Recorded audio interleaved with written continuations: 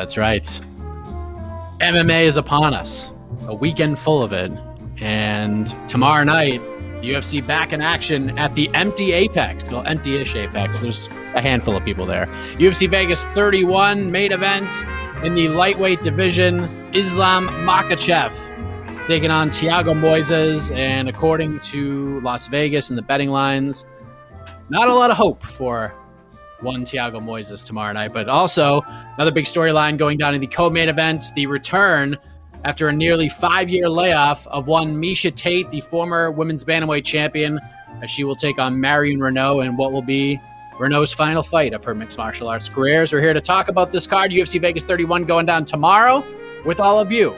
To welcome you to our preview show, I am Mike Heck, being joined by the entire crew here. We got José Youngs in Arizona. Big Game 5 coming up very soon for the Phoenix Suns against the Milwaukee Bucks. We got Alex K. Lee, who had it, unfortunately. Are we talking MMA? Did we talk about MMA last week? Didn't we talk about MMA last week? We're talking about MMA again already. That kills the parties, guys. That normally kills the parties. It's all right. Well, you know, I'm workshopping it. Just workshopping my MMA joke material. Thanks. Next time. Nice try, Joey Gladstone. And then we got Casey Leydon joining us on the ones and twos. How are you, my friend? Doing fantastic, sir. Happy to be here. No dad joke to kick us off? No, I'm here to talk business. MMA, mixing the martial arts. That's what we're here for. Yeah, I was going to start off with the joke about the jump rope, but I thought I'd skip it. Hey-o. All right, let's... That's right. So Islam Makhachev versus Thiago Moisés, of course. The lightweight division was at the top of the marquee this past weekend, UFC 264. Dustin Poirier defeats Conor McGregor. We're not here to talk about that. But in a way, this card kind of gets buried due to the hangover and the aftermath of UFC 264 and everything that has come out of it and continues to come out of it. Do you kind of feel that yourself, Jose? I mean, sometimes these hangovers post pay-per-view are real, but I feel like this one's lasting quite a bit longer than some of the other ones we talked about. Do you agree with that? Yeah, but it's just how it goes with any Conor McGregor fight card. Like, do you remember the card after UFC 229? What was that? Which one was that? That was Anthony Smith, Volkan Ozdemir up in Moncton. And Artem Lobov was going to fight Khabib's teammate on that card.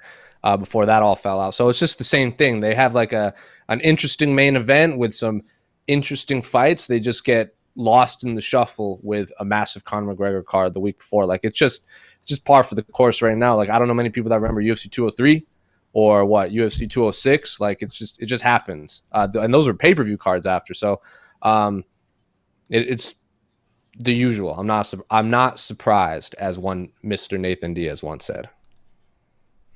AK, as you know, this event kind of snake bitten in a way. I mean, we still have an interesting main event, but we were supposed to get Max Holloway versus Yair Rodriguez tomorrow. Ooh. So I don't feel like the hangover would be as bad with that fight at the top of the bill as opposed to this fight, which is a fine fight. But I don't know, like we haven't talked about your rating scale, your gymnastics scale, so to speak, for a while. Like, what's the best this card can do with what we have right now and no Holloway versus Rodriguez? Mike, there's a reason we haven't used the gymnastics scale in a while. It doesn't work. It doesn't work for MMA cards, I realize. But since you asked if we must do this, if we must entertain this exercise, I mean, I think this card, taking it all in its entirety, not just the main card, I think this card could be like an 8.5. Wow. I think this has a degree of difficulty. All right, listen, there's three bantamweight fights in this card. Bantamweights rule. We know this. I think Khalid Taha and Miles Johns and Anderson Dos Santos, those were both good fights. I see a lot of good lighter weight stuff on the prelims. I know we're going to dig deeper. Yeah, but I'm just looking at the prelims. I think a lot of underappreciated lighter weight action. And I'm intrigued by the top two fights in this card. I'm intrigued by actually quite a few fights in this main card. So I'm going, again, this is everything. We're talking like you get good back and forth fights, you get some exciting knockouts, you get a cool submission, you get some drama. That's if everything culminates. I think this card could be an 8.5. How do you like this card? EKC. What do you think? Like, how would you gauge your excitement level for this card? Like, there are some very interesting fights, but this is kind of like a card Jose talks about from time to time, where it's like, it's a lot. There's a lot of storylines surrounding certain fighters, and their apparent road to get to that next step. And we talked about that in Between the Links yesterday. But there are some like pretty compelling, interesting matchups, especially on the prelims. Where would you gauge your excitement level for this particular card tomorrow night? Solid 5. It's there's no there's fighters I'm interested in seeing. There's no actual matchups. I'm like, that's the matchup that needs to fight. That needs to happen right now. I mean, I'm excited to see Gamera. I'm excited to see Miesha Tate's return. I'm excited to see how good Makhachev is, or can be. Actually, the Daniel Rodriguez is always exciting to watch. Amanda Lemos, is that how you say it? Is that what we're saying? Lemos, yeah. Lemos, yeah. She's looked spectacular at strawweight, so I'm kind of bummed out that's so buried on the undercard against a very exciting Montserrat Conejo. So but as far as matchups, I mean, it's a card. I'm not. I mean, I'm watching it. I would if I'm even if I wasn't working, I would be at home excited to watch the fights. But I mean, there's nothing. It's a fight night card. That's all. I mean, I don't think we have to oversell it. I think it's yeah. I mean, I don't know. I just I'm not trying. I don't want. I'm not trying to crap on the card or anything. I'm just like, it's their fights. Are you sure? It's missing a main event. That's all. It's just missing a main event. If it had Holloway Yair, something that's really got like serious title implications, heck yeah. But no, it's just missing a main event. That's not the UFC's fault. It happens. But that's why they have a loaded roster, so the rest of the card is decent. So let's talk about this main event, Jose, because right now our good friends at DK Nation have Islam Makhachev as a minus 720 favorite, and the comeback on Thiago Moisés is plus 500. Now, Islam is obviously a protege of Khabib Nurmagomedov. A lot of people feel like he's sort of the second coming of Khabib, and he could be right in the title hunt, title picture with the title around his waist very soon with the way that he's been performing in there. And pretty much this entire fight's been put together from a lot of people that I've spoken with and a lot of reports out there. No one wants to fight Islam Makhachev. Nobody wants to fight this guy in the top 15 or the top 10, and understandably so, because the risk reward factor isn't quite there. But Thiago Moisés is like, you know what? I've been the underdog for so many of these different fights. Fights Michael Johnson, fights Bobby Green, fights Alexander Hernandez, and he's kind of the overlooked guy. What do you think of this matchup in particular? And Thiago Moisés saying, you know what? Give me a pen. I'm signing. I mean, it's what I said a while ago. Like, you have these fighters that will do the UFC's favors, and then it will work out for them in the long run. I think it's both of these fighters. Like, Islam clearly wanted to fight. The UFC wanted him to fight. Thiago Moisés wanted to fight. So they just found two lightweights that are in the top 15 that just want to fight, and they did. I mean, Khabib did it himself. Like, what? Khabib fought Michael Johnson when he had already got offered a contract to fight for the title, and then they pulled it. He just goes, "F it, I'll fight Michael Johnson," and then he gets hurt and he comes back and fight Edson Barboza, like the RDA, the Pat Healy fights. What did he fight? Like, forget his first name, Horcher, like on that Florida card he stayed on the Tony Ferguson fight. Yeah, there you go. So it's just like Khabib did the same thing. It doesn't surprise me that Islam is going to do it. And from everything I've heard from just being around that team for like all these various fight nights, a lot of people think Islam has a higher ceiling than Khabib because he hasn't been overly injured. Yes, he's lost a lot of fights and people haven't wanted to fight him, but people think Islam could be a better all-around mixed martial artist than who many people consider to be the greatest lightweight, if not one of the top 5 greatest fighters in the history of the sport. So as Casey and I have said a million times, anytime the best fight or there's any sort of inkling of they might be the best, I'm very excited. So this whole there's no main event, it's the Islam Makhachev show. And if he truly is the best lightweight, I want to watch him fight. And a lot of people think that it's only a matter of time. Like whoever's the champion right now or moving forward is just keeping the seat warm for Mr. Islam Makhachev. So if that's the case, I'm very excited for this fight. He's lost. Yeah, he's had a stumbling block. So he doesn't have that O on his record. So, but I can't wait. I am very, very excited for this main event. Yeah, and who's Thiago lost to? Like Beneil Dariush and then Ismagulov. The individual who lost. Yeah, and isn't he on like a 16-fight win streak or something crazy like that? Like this is Oh. Thiago Moisés is No, he's Moises? the guy that Ismagulov. yeah, Ismagulov. the guy that the only two losses that Thiago Moisés has in the UFC are to Beneil Dariush, who a lot of people are also saying is like a win away from the lightweight title fight, and just beat Tony Ferguson pretty handedly, who was supposed to fight for the title. And then the other guy hasn't lost in what, like 5-6 years? And then he has so like Thiago Moisés is really good. Like he could be a top 10, maybe just hasn't had the matchups either. So I'm super excited for this fight. And would I be more excited for Max Holloway, Yair Rodriguez? 1,000%. But if you put Islam Makhachev and Thiago Moisés in the octagon for 5 rounds, 25 minutes, I'm gonna sit at the edge of my seat the whole time. So 10 out of 10 main event for me. Yeah, his other losses in his career, 10. Robert Whoa. Watley at LFA. 100%, man. You heard I him. love this. Wow. I love this. If this was a fight, Francis if Ngannou, this John Jones. if this was a fight, it would be like, you know how like Mike, I always say like this is just a really high level martial arts competition. Like I don't care if this is for the title, if this is the main event, this is whatever. That's this for me. I don't care if this is the first fight of the night or the last fight of the night, or it's a gym, or if they're training in the gym. I want to watch Islam Makhachev fight Thiago Moisés to see how good both men are. Yeah, I think it's kind of listen. It's not Holloway Yair, and it's unfair to compare the two fights, but this is an intriguing matchup. Like Thiago Moisés has done a lot of good things. He looks really good on the feet. I really like his boxing. I really like the way he approaches the striking game. He's made a lot of adjustments, a lot of changes. And one thing that is overlooked about Thiago Moisés, his striking defense is unbelievable. Like go back and watch that Alexander Hernandez fight. And I know there are people out there who thought that Hernandez won that fight. Thiago, man, and I do want to he's so add, good at dodging punches, man. Like he like Hernandez missed like 80% of the punches that people thought he actually landed. And I do want to add, wasn't when he fought Beneil Dariush, wasn't that like a last minute fight? Wasn't that like his first UFC fight, at least first or second one? So it's because I remember Beneil like dominated him, and then after the fight, he was like he just wasn't ready because Beneil just wanted to stay on the card, and maybe he's ready now. But yeah, good fight. I like the fight. I like the fight. Are you AK? Are you surprised that the line is this heavy? I mean, I know Makhachev has that allure to him. He's really good. I just feel like nearly an 8-1 favor right now. Just I don't know. I'm kind of surprised it's that high. Like if it was 5-1, it wouldn't surprise me. But 720 going up, continuing to rise. That's a little surprising to me. Yeah, I don't agree with it. That doesn't surprise me. Again, if we're talking about how the odds makers should be thinking.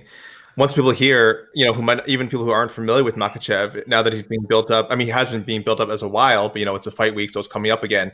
The next Khabib talk, he's that guy who's gonna fill that space. How can the odds makers not, you can't make the odds heavy enough in that case. And Thiago Moisés, as José's kind of said, is relatively unknown. He's a tough guy who's known, again, for those of us who keep up with it. But as far as casual betting goes, they don't know who Thiago Moisés is. He didn't. The other thing I want to focus on here, guys, is this is exciting because this is a situation where we have in the MMA fighting global rankings, the only rankings that matter, we have Islam Makhachev higher than the UFC does. So Islam Makhachev is number 9 in the quote unquote official UFC rankings, whatever that means, and number 7 in the real rankings, in our rankings. So we'll see. I like it. I think we're ahead of the game here. This is one of the reasons, for anyone who doesn't know, we just recently made our own rankings. Go to MMAfighting.com. There's a nice little button at the top. You can find it, check them out. And we wanted to differentiate ourselves from official rankings from the UFC, from Bellator, and whoever else has official rankings. So this is the number. So this is to José's point. This is officially the number 7 lightweight in the world fight. What do we have Moisés? What do we have Moisés at? He is not ranked. However, in my own rankings, rankings, I would have him 17th. I would have him in the top 20. I don't know if you guys disagree, but I would have him in the top 20. He's top 20 in mine too. So number 7 versus the top 20 guy. Top 20, yeah, All right. 20-ish, yeah. In the real pretty good. Like as Casey Ladden once said, sometimes you need showcase fights. And that's what I think this is. And I love showcase fights. I'm all about showcase fights. I'm just saying you don't got to cancel your dinner plans to watch a showcase fight. That's all. Well said. Anybody picking Thiago Moisés to pull off this upset before we move on to the co-main event? No, but I think it's definitely closer than those massive odds you just laid out. I think the odds are accurate. I think a submission is very possible. Moisés is so good. It's so good on the ground. So much fun to watch too. But I mean, yeah, I'm all on the Makhachev hype train, so I'm not going to go against it. Yeah, I think, and Moises clearly has the striking advantage in this fight too. He's just so defensively sound and good at avoiding. I just don't know what his takedown defense. We haven't seen enough of a sample size because, I mean, clearly he wants to keep this thing on the feet. He is dangerous on the ground too, but you do not want that man on top, Islam Makhachev, on top of you for what could be 25 minutes. That's a long damn night. Go ahead, Jose. I don't know if he'll steamroll over him, but I'm excited to see him face another guy that can actually mix it up. Because, like, who's his last two fights? Dober and Ramos. Davi Ramos is not known for his striking, obviously, and Drew Dober is not known for his wrestling, obviously. And I think Thiago, would I favor Dober against Moisés? Maybe, but I just think Moisés mixes it together a lot more than Ramos and Dober. And like, who was his win before that? Sarukian? Like, we're still comparing Sarukian based on his loss to Islam because it was a really good fight in his first ever UFC fight. People are saying, look at Arman Sarukian, like, did that well against Islam. How good is he? And like, he hasn't lost since. So yeah, I'm very excited to watch Islam Makhachev fight and Thiago Moisés. I'm excited to watch Islam Makhachev fight. Yeah, you are very, very high on Islam, as is everybody. But you are everyone is. I had higher on him. there was a moment when Islam, I think he fought it. I think it was in Cleveland. Oh, I'm not sure. It was where was it? Boston. It was in Boston. He won in Boston. I remember 220. Yeah, I remember he dominated. I remember him doing his post-fight scrum, and I was with Ariel Helwani, and I remember telling him, "Go, that must be the hardest man to book for Sean Shelby, because there is no reason, because he is clearly, to me, top. I thought he was top 5 talent, but probably top 10, being generous. Being top, he was already top 10 talent, and he wasn't anywhere near the top 10 actual rankings. And like, I just thought he was gonna be impossible to book. So unless the UFC can really kind of basically connect him to Khabib, so by basically if you beat Islam, you're basically beating Khabib. Otherwise, he's gonna get matchups like this, because I just don't see anyone above him in the rankings accepting a fight with him. That's why I was really disappointed when Kevin Lee hopped up. Because Kevin Lee wanted to fight Islam in Moscow. And no one wanted to fight Islam, and no one wanted to go to Moscow. And Kevin Lee wanted to do both for that main event. And unfortunately, it just didn't work out for fight fans. And who did he beat in Boston? Didn't he knock out Gleison Tibel in like 90 seconds or something? It was a minute. Yeah. It was a minute. Yeah, I don't remember a minute. Yeah. And this is going to be the problem for Makhachev too, is if I think what he does what I think he'll do, and he was going to steamroll in this fight, he's still going to be ranked number 7 or whatever he is in the UFC rankings. Like, there's no reason for us to bump him higher.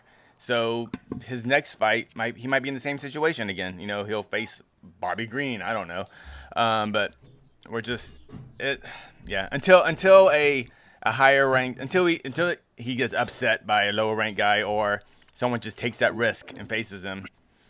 Makhachev he's gonna have a problem against that eventual title shot.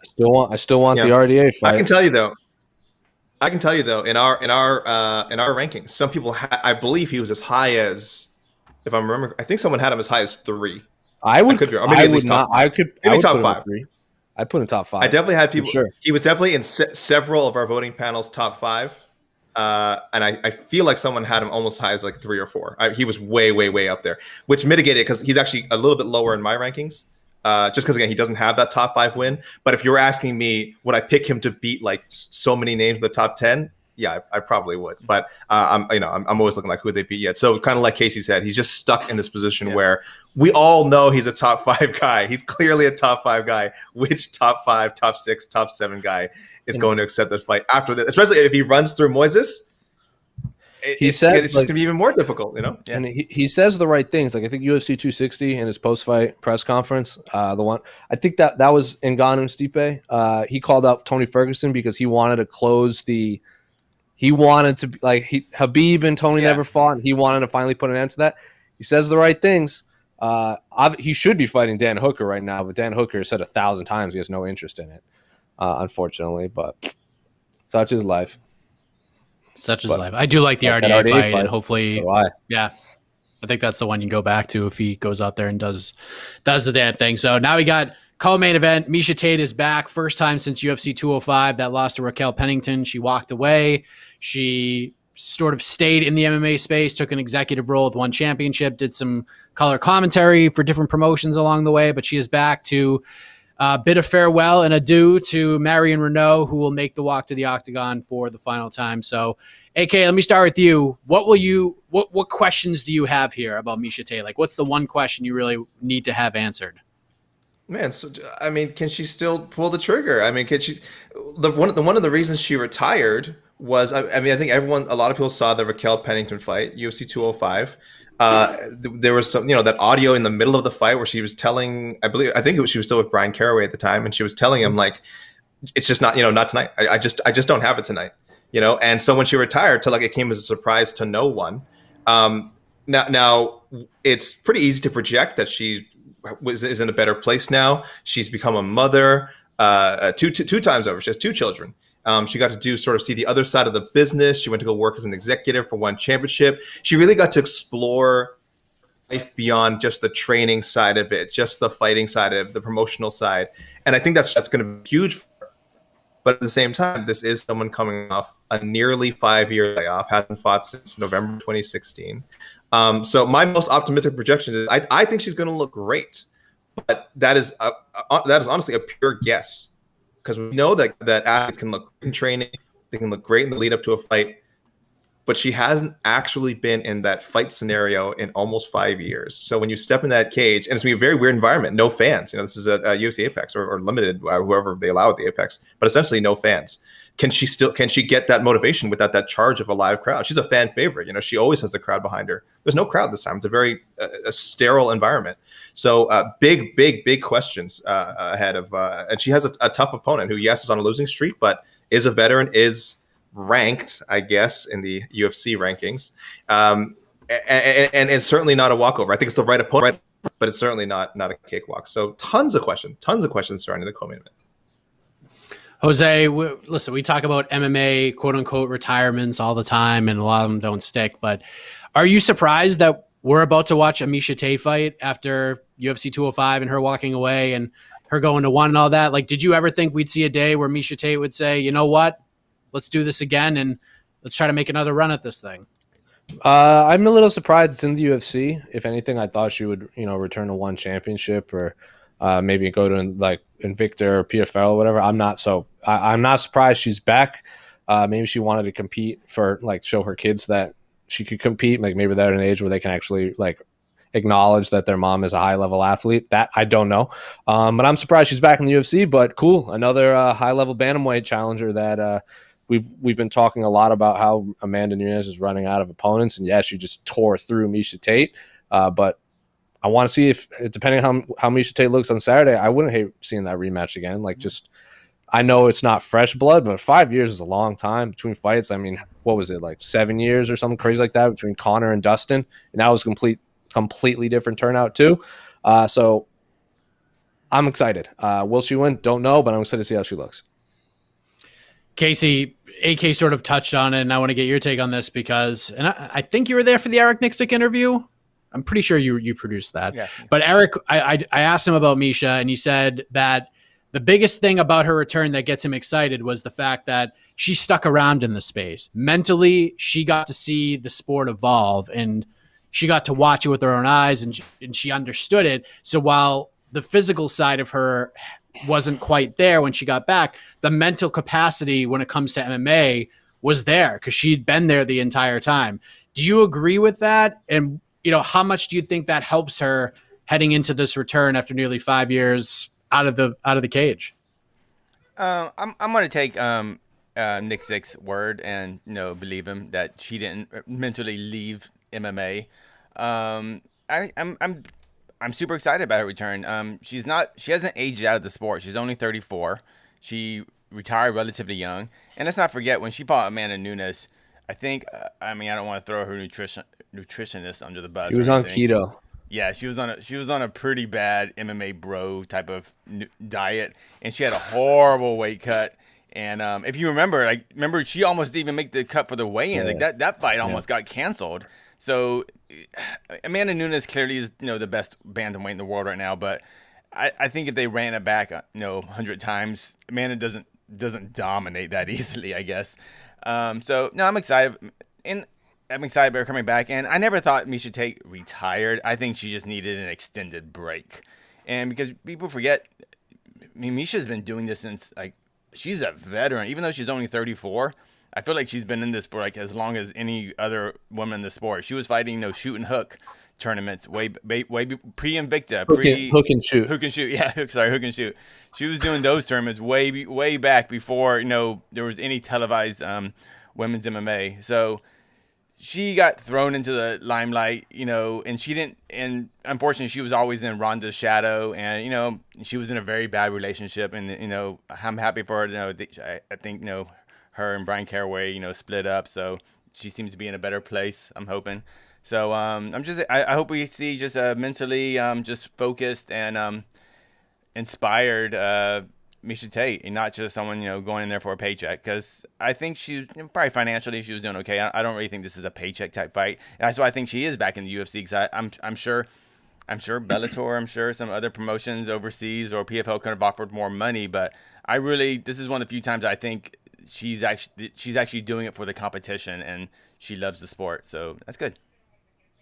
I think it's perfect matchmaking. This is the exact way to book her for the future. Yep, I agree.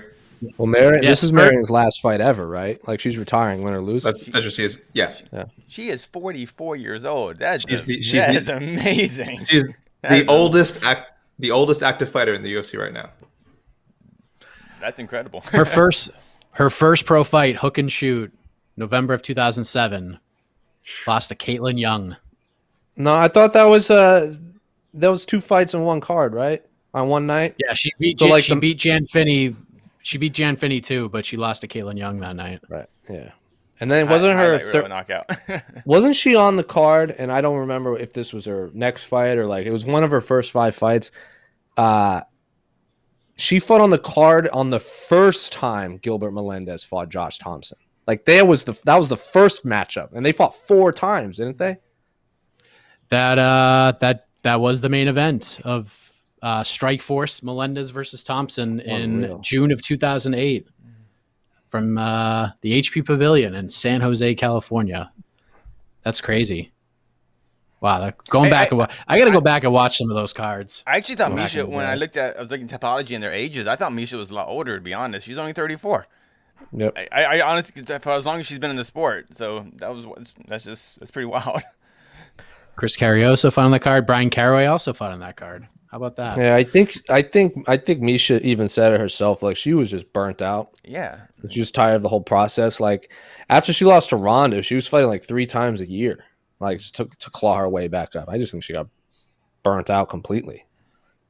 Yeah, the run just to get to the title. I think she had 4 wins in 14 months before she got the title shot against Holm, which wasn't that long after the Jessica I win. So yeah, she was super duper active. And I just anybody picking? I just think it's really important to highlight too with Tate. She started. She was fighting in parking lots. When people like Ronda or even I don't know, any other fighters, any other the newer female fighters, they had someone to look up to. They had I can be Ronda, I can be Joanna, I can be this star. When Miesha came into this, there was no star. It was just let's do this, and hope my opponent shows up, and maybe I'll get $500. So I completely understand now there's some space away from her retirement. Just what a mental overload that must have been. It's just the pressure, especially always being in the shadow of Ronda too. So to come from nowhere, and then when you finally succeed, then you have this other woman named Ronda Rousey just kind of just berating you, and you know how it was. It was just bad, just the back and forth. And so I'm happy. I'm just excited. I hope Miesha is happy. I'm hoping it's a good fight. So I'm excited about it. She is a true pioneer. I mean, we throw around the word pioneer a lot, but I mean, it'd be her, Sarah Kaufman, Roxanne Modafferi, Julie Kedzie. There's I'm leaving a lot of people out, I'm sure, but she's definitely in there. And you're totally right for her life to just have been consumed for over a decade. You know what I mean? With like I said, 2007, so almost the entirety of a decade, but probably felt like 2 decades for her. That's why I think it was so when she came out of retirement, 1, it wasn't super surprising.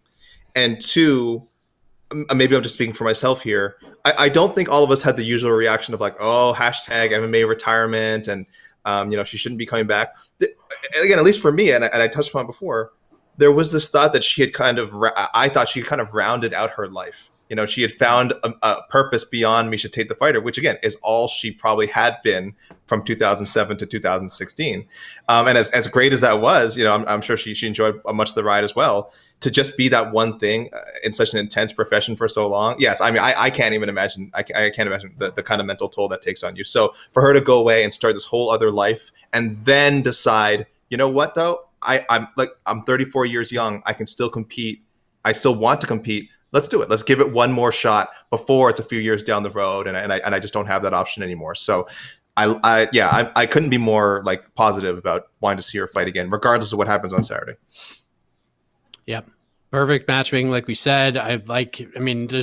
It's just about the fight. Marion Renault's not a big trash talker. She knows what's at stake. She knows that this is her last fight. I think it's just absolutely perfect. So let me look at the betting line real quick for that one. It's definitely closer than the main event.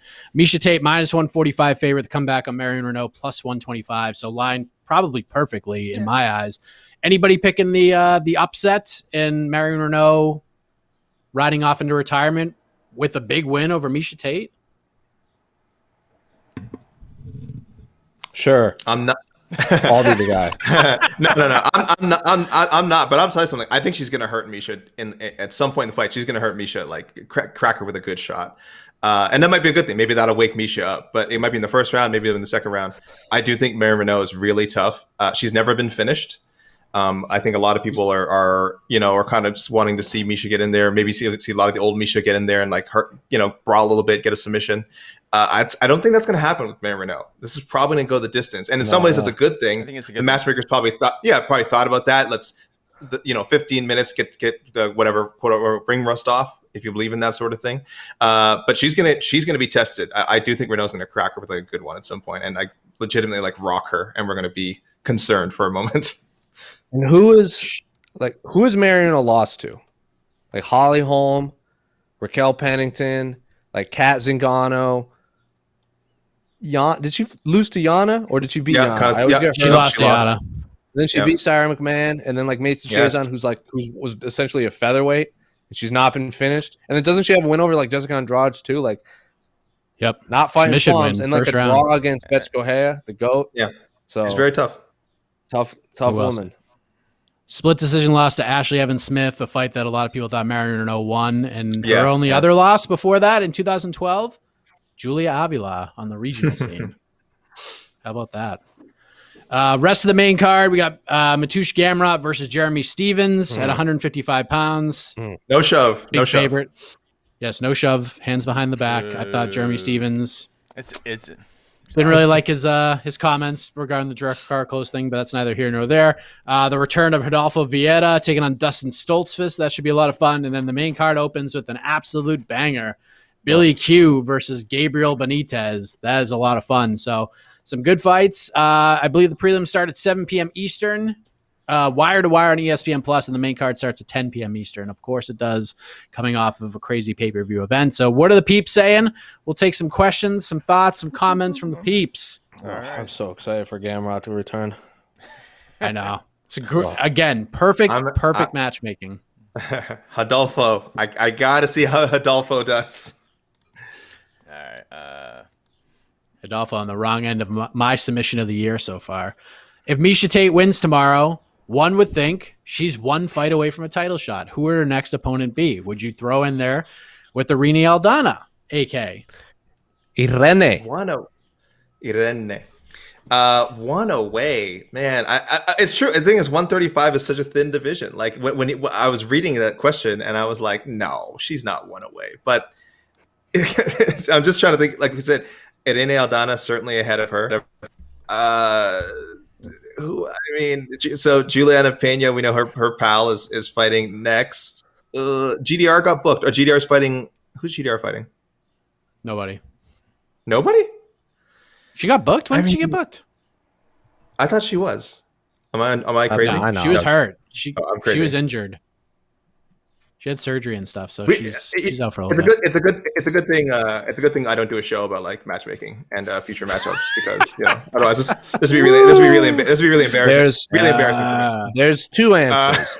There's two answers. Go ahead. Misha Tate already Go ahead, said Jose. if they both won that she was going to fight Yana next, but now that Yana lost to Irene, she's going to have to fight Irene, or just Yeah. make the Holly Holm rematch. I don't particularly care either way. Both those fights rule, but if we're basing it off of Misha Tate's MMA math, she was already eyeing Yana because I think they had been like tied together at some point. Just give her the woman that just beat her, unless the UFC makes her move up to featherweight. I like the Holly Holm idea. Like, I want to see Holm and that's GDR the one. fight again because I think they owe us another fight after Yeah. the UFC 208 debacle. But I mean, Yeah. I'm kind of kidding. But I don't know. What do you think, Casey? I feel like the Misha Tate title win over Holly Holm is one of the more unheralded fights, like title fights for sure in UFC history. Like, it's not talked about as some of the more like, exciting MMA. It's, Oh. I mean, I know it was on a Connor card, but I mean, God, that That's submission win in the 5th round was, I'll never comeback forget win. that. She was down, I think 3 rounds to 1. She was on her way to losing that fight. It was an incredible fight. It was incredible. It was a big upset. Go back to the question. If Tate wins, Tate Holm to me is the fight to make, and hopefully they can give that Diaz type of push where they give it 5 rounds if it's a co-main event on a pay-per-view or something like that. Or I want to be in front of fans. That's the only reason I want to be on a pay-per-view. That's the reason. Otherwise, if it's Tate versus Holm too, but I want it 5 rounds. I don't want Misha to face Aldana next, mostly because I feel Aldana is most likely next for the title shot, and I just hate when the UFC continues to put in such a thin division. They continue to put number 1 contenders potentially get knocked out from a title fight. And if Tate wins tomorrow and she beats Holly, heck yeah, title shot's next. But there's a lot of ifs. So yeah. Yeah, I think the weight miss kind of hurts Aldana in this conversation because I mean, it wasn't just she didn't miss weight by a half pound; she missed weight by a lot. And lady problems. I think that lady kind of problems. Lady problems. She has some lady problems. I can't understand that, but I think what I think will end up happening for Aldana is she'll fight the winner of Aspen Ladd versus Macy Chiasson, and then Possible. make the weight, and then you go from there. But we'll see. 135. Remember when Not a lot of Misha? star power, but some interesting options. Yeah. Remember when Misha talked about going to flyweight for a bit? Remember that was she kept talking about that. That was a while ago. Yeah. Yeah, but then she like did the keto diet and realized that she couldn't cut weight on it. She's like, I'm 135 now, but like if she wants to go to 125, I wouldn't hate her versus Valentina either. Sheesh. Wow. Something you don't really think about that often. No, But you got to win tomorrow. That's Gotta win and if she doesn't win tomorrow, then none of this matters. So Yeah, Matt she looked good on the scale. Slow down. 135 on the nose, championship weight for Yes. Misha beating Tate. it. She looked tremendous on the scale. Thank you, Matt. What else we got? Slow comment. There you go, Jose. He sold it. Salesmanship. Pay the He man. sold it. Dana Islam White, you're is welcome. Islam, like there are some like when I was on Fight Island for a while, like and you can tell when certain like if a Brazilian media member or like a UK media member's there, like they'll always build up their fighters. Some of the Russian media on Fight Island really like it was just different. Like they were like Islam could be the champion right now. And they just sold the hell out of me on Islam, and it just felt different than like various other like reporters talking up their own fighters. Like they were like, his path is going to be the hardest to get to, but once he gets that belt, he's not going to let it go. So I'm very, very curious how Islam looks in his first main event. You know what's interesting? The person that Islam lost to, Adriana Martinez. Yeah. The guy never won again after that. No. Yeah, right. That's how Nope. that's how MMA is. He got a big up, and he was a decent lightweight, big upset victory. He never won again in his career. Just funny. That's MMA. That's the guy that Cowboy decapitated. MMA. Yeah. Yeah. And then Guram called out, offered to fight Islam on 5 days' notice, which made me a big fan of that guy too. Is this true? I didn't hear about this. I haven't heard that, but I think they should be fighting right now anyway. But Dan Hooker, I think, was one of the guys holding out for the Nate Diaz fight because like when RDA fell out, Islam called out Dan Hooker, and he was like, this was the first Fight Island, like that 5-week Fight Island where they had 5 cards in 5 weeks all on Abu Dhabi. Because I think Islam was either the co-main or the main. It was one of the main events in December or whatever for the Habib card. And then Dan Hooker was doing his podcast, and he's like, "No chance in hell, this and that." And then he goes, "But Nate Diaz, I'll fight you on 5 days' notice." It was like as like a joke. Obviously, didn't work out. That was also when Nate Diaz was tweeting about Dan Hooker, so maybe there was an actual possibility there. Not sure. I'm trying to think who has Dan Hooker fought that's similar to Islam. And I mean, obviously there aren't a lot of guys that are similar to Islam. Gilbert Burns, maybe. Yeah. But I think Gilbert's quite a bit smaller than Dan Hooker. I guess a lot of people. I mean, everyone at 155 is going to be smaller. This is true. I don't know. Because the question is asking how would the matchup go? I mean, I think most of us would favor Islam, but I mean the counter to that is also, again, what we keep saying, Islam hasn't fought anyone quite at that level, like that definite top 10 guy yet. So that's what makes the Dan Hooker matchup so intriguing. It's like the perfect test for him, and you almost wish he was fighting Dan Hooker. What was Dober ranked? What was Dober ranked when they fought? Dober was ranked like 14. He was in there. He was ranked. He just kind of busted. He just kind of got into the 15 rankings. But I think it was just Islam's domination over Dober that was, even though Dober wasn't that ranked. It's just like that guy Islam's clearly better than a very, very good Drew Dober. I think that was that was it. 15 minutes. Did he survive or did he get finished? No, he got finished. He finished. Okay, well, he finished him. Didn't even break a sweat. Because if you watch, that's exactly why we look so high. We feel so high on Islam. Yeah. No, I do think Dan Hooker is a notch above Drew Dober, but if he, and that's why it's such a, like, again, it feels like they have such a logical way to build him up. You just hope that they do go down that path, and that someone like a Dan Hooker does accept to fight him. But again, it's all up in the air. All right. This next Dan Hooker said, Dan Hooker told our friends at Submission Radio that the only reason the fight didn't get put together between Hooker and Makhachev was Hooker wanted to fight on that June pay-per-view card that Volkanovski was supposed to fight on. That was like part of it, but Makhachev wasn't going to be ready to go. So that's what happened there. It's a timing thing. That's why it didn't happen. Well, so the card in Phoenix.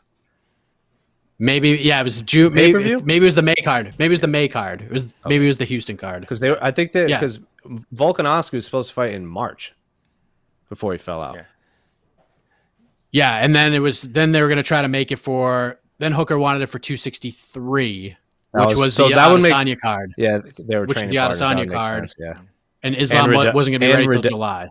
Yeah. And Riddell was on that card, so it made a lot of sense. So the problem with Hooker is a lot of it's scheduling because of the COVID travel restrictions and stuff. So in the quarantines, I don't think any of us try or anyone should ever imply that Hooker is avoiding Islam in that sense. I think it's just timing and training and COVID, all that stuff. So yeah.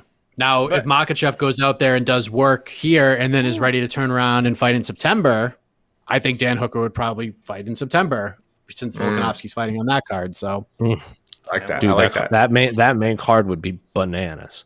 It'd be so good. Okay. I got a question. Yeah, we'll see. This one's for Jose. Dude, I love Moisés Gamrot so much. He is so talented. He is like, I think he just laid an egg in his UFC debut against Guram, but for all we know, Guram is like, I think Guram's really good. Future. So do I. Like, I just think, and I can't remember who was supposed to fight, but like Guram took that on like a last minute changeup, right? Mustafayev. Yeah, and like Guram just and Guram is like is the main training partner for Hamzat Shamaev, who's about to fight Leon Edwards for like a title shot.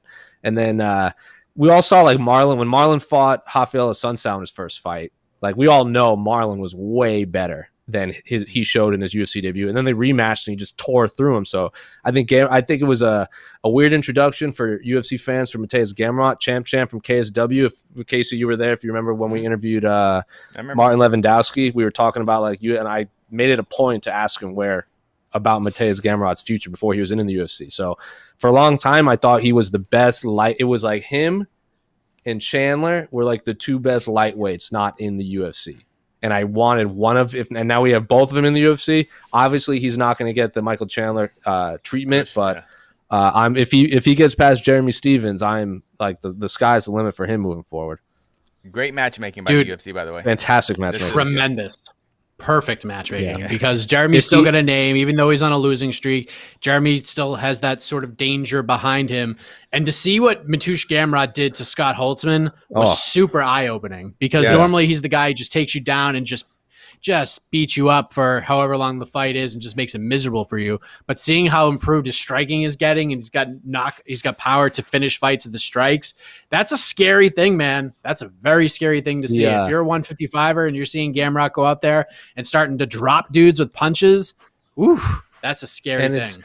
I've said this when he after his first fight, the only reason he's not getting if he was in light heavyweight or flyweight, he would get the same treatment as Manel Kape or Yuri Prohaska. Yuri wins 2 in a row violently, and he's already in title contention. And Manel Kape was a backup for the flyweight fight before he even had a fight in the UFC. And then he had 2 back-to-back top 10 flyweights. Lightweight is just so stacked, and I think Michael Chandler was such an anomaly, and he's so popular amongst the U.S. fan base that he's in the anomaly. But any other shallow weight class, Gamrot could be fast tracked to a title shot. Agreed. And this is how you do it. You fight guys like Jeremy Stevens. And awesome match. Do you think? Do you guys think if Gamrot just smokes Stevens, do you think this is finally maybe the end for Stevens in the UFC? No. No, never. No. No. Jeremy Stevens can lose 15 fights in a row, and Dana White will think he's just such a savage that he can't possibly release him. The only thing I would say is if it's not I know it's inevitably Dana White's call for a lot of these things, but if Hunter Campbell's he just makes too much money and he's not winning, then maybe, because we've seen Overeem and JDS and everyone get released, and we've seen Amari Akhmedov or however you pronounce his last name released. So maybe, but I'm not. It's a 1% chance, maybe. All non-Americans, eh? All non-Americans. Yeah. My prediction, Conor comes back, loses to Dustin Poirier about 12 more times. Then we finally get McGregor versus Jeremy Stevens. The who the F is that guy matchup finally resolved. Makes sense. Well, I think what they would end up doing is they'd be like, Jeremy, you either fight your car close or you're gone. And then he'll have to say yes. At some point, yeah. Jeremy Stevens is last 3 years have just been a murderer's row. It's true. Top 3 fighters. And that's why, and that's exactly why he is in the UFC, because the matchmakers know that he's an exciting fighter who he'll win exciting and he'll lose exciting, and so he'll push. So the other guy, gets to push. So he's great for matchmakers, and 100%. Yeah, It's true. He should have a job. Yeah. Oh yeah. So I keep forgetting because Stevens has been booked a few times. That the last time we saw him fight was the Cater fight last year. Yep. And that was a gnarly. It made Cater look amazing. He also missed weight very badly. Yes. Has the Holloway fight been rescheduled? No, it has not been rescheduled. From what Holloway said during the fight week last week, doing numerous interviews and doing media days and stuff like that, is that he didn't really feel that injured. Just when you go through your medical checks, something popped up, some sort of some sprain or fracture or something that was flagged, and they're like, nope, you can't fight. So he's working through stuff with the UFC, and we'll see what happens. Because remember, he also said that he was going to be he was the original backup for Poirier versus McGregor. So he would already be in Vegas. If something happened, he got put on there. So with a guy like Holloway, you could go a lot of different ways. Hell, I mean, they might keep him to be the backup for Volkanovski versus Ortega if needed. So it has not been rescheduled. There's no word if it will be rescheduled. We'll see what happens. It's just one of those things where the UFC is just... There's no timetable just fast for moving. Holloway, right? Has he given a timetable yet? No. Man, it is what it is. That's what he said. Exactly. Yeah, didn't seem like a serious injury, so it's just probably something that's Max and his team specifically take his medicals super serious. Remember when he lost in Edmonton and we were at there, everyone was asking, or when he won in Edmonton, and everyone was asking him about Volkanovski. He's like, I got to go take tests before I can think about another fight. and then we can talk about it. I had a lot of respect for Max Holloway. I already did, but after he beat Frankie Edgar, it was like a workmanlike performance. I think it was 5 rounds, and then basically he admitted afterward, "Why didn't you go for the kill?" He's like, I didn't want to get. If I throw harder punches, that's a more of a chance I get hit back harder too. So I knew I was winning the fight. I don't want to get hit in the head too many times. I have kids, I have a family, and Max Holloway's thinking about his future. So that's when. So him pulling out of this fight due to injury, I'm hoping it's just a light sprain on his ankle. And he knows he has to be 100% if you're gonna fight Yair Rodriguez. I'm hoping has nothing to do with when Max had to pull out of that fight versus Ortega. Was it Ortega? What was the fight he had to pull? Before Frankie came in? Before Frankie, yeah. I hope it's nothing crazy like that. And Max Holloway's been in a lot of wars, and so let's just hope it's just a sprain. He's back and he's healthy. Why can't he fight with a sprain, Casey? We just saw a high-level fighter enter the octagon with fractures up and down his legs. He's got the medical proof. He showed the medical proof today, Conor McGregor. My gosh, he had the and you're saying and Max Holloway is taking his health seriously. Listen, that's why there's the McGregors of the world and there's the Max Holloways of the world. I'm just I'm thinking real talk. It is real I'll talk. take a couple more. Couple more.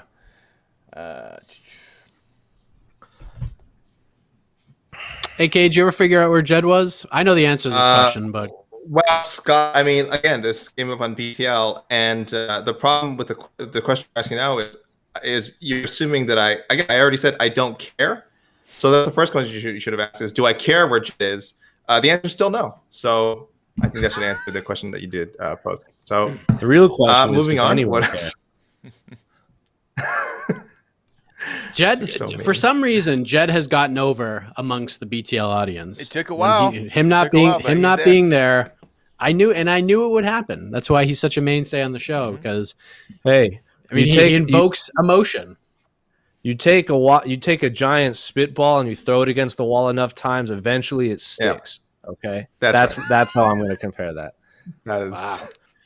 Jed, So you throw enough things at a wall, eventually something will stick to it, and then you say, "Look, I told you." And then meanwhile, you have like this pile of trash on the floor that just never worked out. Festering. I think I saw best prelim fight of the weekend. We'll keep it simple. Best prelim fight of this card. I think it's one of those fights where I'm really interested in one fighter in every single card, in every single fight, but not the actual matchup. Lemos Ruiz fight, or Conejo, I think is the one I'm most interested in terms of both women. But like, I'm always going to watch Daniel Rodriguez fight. Miles Johns is super exciting. Khalid Taha is super exciting, and then Francisco Figueiredo, brother of former champ Davidson's really exciting. And then Alan, how do you pronounce his last name? I say Badeau. Like, I don't fights, know if that's but accurate. Nothing that I'm overly excited about for the actual matchup. I think the Taha Morozov matchup is really good. Taha's been pretty inconsistent, but I do think he's talented. And Morozov, I'm super high on it. I don't know if I'm quite like Gamrot fanboy level high as Jose is with Gamrot, but I think Morozov. I remember when he fought Umar Nurmagomedov. I thought it was a much closer fight than people thought it was going to be. And don't get me wrong, Umar styled that, but Umar looked amazing. He's super legit. But I think Morozov had his moments too. And I think if you watch any of his stuff before the UFC, he's a really, really, really good bantamweight prospect. So I would, if I had to pick a fight where I'm excited to see what both guys can do, I do think the 135 matchup between Taha and Morozov would be my favorite fight. The Russian media on Fight Island said Umar's the best. Is the most talented of that entire crew. Wow. Like, he is by far they say he's more talented than Islam and Khabib, so they think he has the biggest future. And Khabib, if you watch his interviews, people have been asking like, what would happen if Khabib fought Petr Yan, like a Russian versus a Russian? And he goes, and Khabib's like, Umar's had 2 fights. Like, settle down, bro. His stand-up is insane. Umar's stand-up it's so exciting. Like, it's so fun to watch. I'm super excited to see Amanda Lemos and Montserrat. Montserrat, as far as a promoter, she's got the look. She just like, she's someone when I see, if I start walking on the street, I'm like, Who the hell is that lady? I want to know her story. You know? that lady gets in fist fights for, for sure. Yep. What? That lady's a cage fighter? I am shocked. So she came in. Yeah, and I thought she looked great in her. She fought once in UFC or twice. She fought Once. Oh, the bias fight. Yeah, I thought she looked great. Her run in Victor was great, but Amanda Lemos, holy moly, I was not a believer in her, but she was originally a 35er, correct? And Yep. I just looked at my Tapology page, and her 3 strawweight fights, I picked against her every time, so I'm 0-3 in her picks. Right. But when the way she beat Mizuki Inoue and Livia Souza, I think both of those women they have the potential to be top 10 strawweights. They just don't have they just not. But I feel like they had the potential to be. And Amanda Lemos just walked through them. So I am super excited about her. And I think if Amanda Lemos dominates the way I think she will tomorrow night, I think we have a future title contender with her. So excited about that fight. Yep. I think she's legit. She's the real deal. One more. Ruiz also has a fantastic combination of terrible tattoos and fantastic tattoos. Yeah. I Jeremiah. already responded. Hi, Jeremiah. I already responded to this Okay. in the chat. Nerds and virgins. There's 4 of us. Come on, we can't. Okay. Jeez, man. Mm-hmm. What shirt is Casey wearing? Oh, it's So Metal Gear I'm glad this Solid. was our last question. yeah, it's Texas Chainsaw Massacre. It's Damn. It's the VHS cover, for the Japanese release of it. Oh That's what my it says, god, yeah. look at this guy. So Wow. Casey, you are so cool. Have I ever told you that? You are so cool, sir. Oh my gosh, hipsters. There's only one shirt. There's only one brand that I represent. Bam! This is the only shirt you need. This is the hippest shirt there is. I think my Wade Boggs shirt is the best one. Oh yeah, someone. Oh, sorry. Yeah. Someone asked about that. What is your AK? Come on, this is a family show. What are you doing? Yeah, we don't want to see that. You're too close. Hey, Kate, we don't want to see the MMA fighting logo we work for. We want to see a horror movie about a bunch of cannibals and an alcoholic racist baseball player instead. That's right. Am I right? Come on, guys. What are we talking about?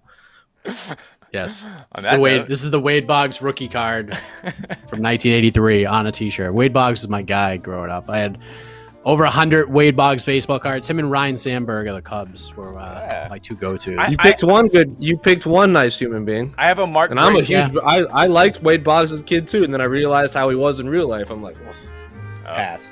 Never meet your heroes. Never meet your heroes. No, I'd never met the man. That's He right. just opened his mouth and spoke. Yes. Never follow your heroes on Twitter. Yes. Unless just- they're MMA fighters. These are the people you should. These are the people you should. Nothing but heroes. Nothing but heroes. Unproblematic heroes in MMA.